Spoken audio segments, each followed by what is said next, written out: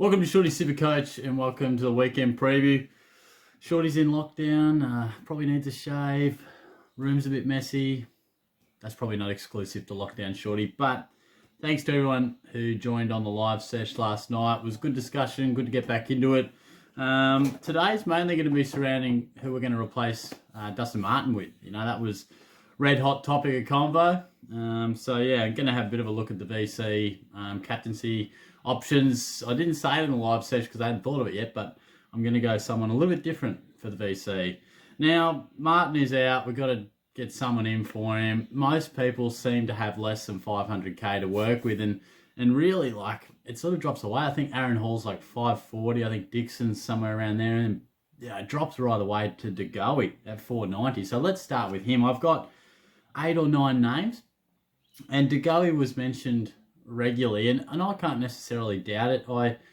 Of course, I had him, I started him, and this new coach, Harvey's playing him in a position and a bit more mid-time and seems to have freed him up. Whatever the reason, he's playing great footy and he's scoring really nicely. So if you believe in his position and that consistency, well, he's a good option. That's about all I can say for that, but I still personally, maybe it's a bit of scar tissue, maybe just can't go back there. But Jake Stringer was another guy that was mentioned, and he's running hot. He's in at the centre bounce, he's in career best form, but I just can't bring myself to endorse that selection. Now, I think DeGoey and Stringer, similar types, that explosive X-Factor type of guy.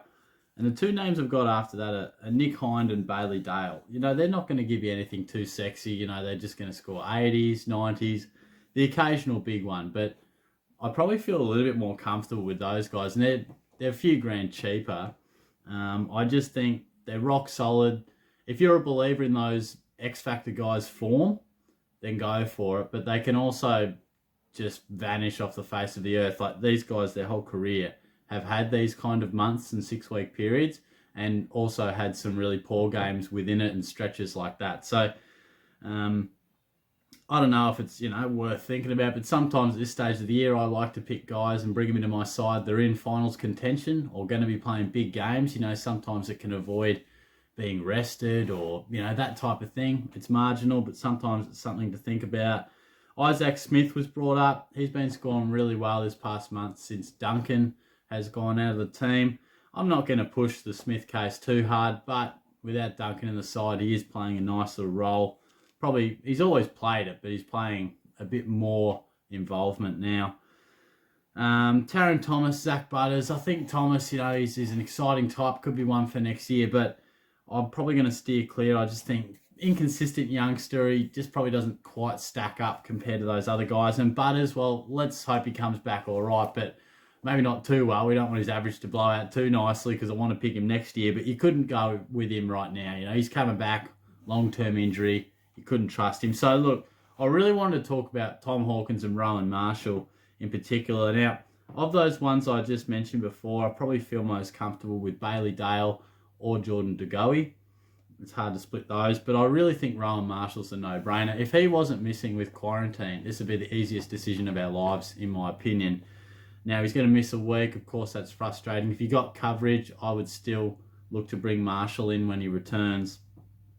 I personally think at 460, it's a no-brainer. He's back to some really good form. Quite weak first up, and his last 3 has been really nice. So, Tom Hawkins was mentioned a lot. Now, I just wanted to dish up some stats. In terms of when Cameron is there and when Cameron is not. Now, we're going to be really interesting. We're not going to see Jezza for the rest of the home and away, I wouldn't have thought. Now, here's Hawkins' games when Cameron isn't in the side. Of course, he's missed the last couple and he didn't start the year with that hammy. Hawkins started the year with a 57, 134, 85, 55 and 79. And the last 2 weeks, a 70 and a 180. There's, 6 games, 7 games for an average of 86. Now, when Cameron is in the team, 10 games, Hawkins averages 97. So it's a smallish sample size, but I do think there's something in it that he plays a little bit better with Cameron. I know he's had stellar seasons where he's averaged 100 as the main guy, so that's a fair rebuttal. But, at least on this sort of year, it does seem like Cameron being there has helped him. So He'll have weeks like last week where he dominates against the Dockers, but he will have weeks like he did against the Blues where a really good defender shuts him down. So keep that in mind. I honestly, my main thought would be get Marshall in if you can cover a 0 this week. And yeah, otherwise you might go one of those other players I mentioned. Now, I'm not sure where I'm going to plug this into the video, but I was just about to edit this video and then I realised I didn't mention Bolton. I didn't mention Bolton. Now, he is...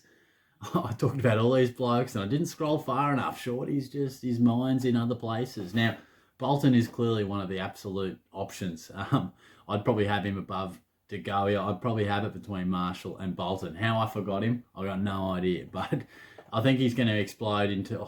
explode's a strong word, but I think he's going to take a lot of the responsibility that Martin did have and sort of use that license of a guy that could just be really offensive around the stoppage. And let's face it, the Tigers need an up-and-running Bolton if they're going to push for these finals. So I'm going to chuck this in randomly throughout the video.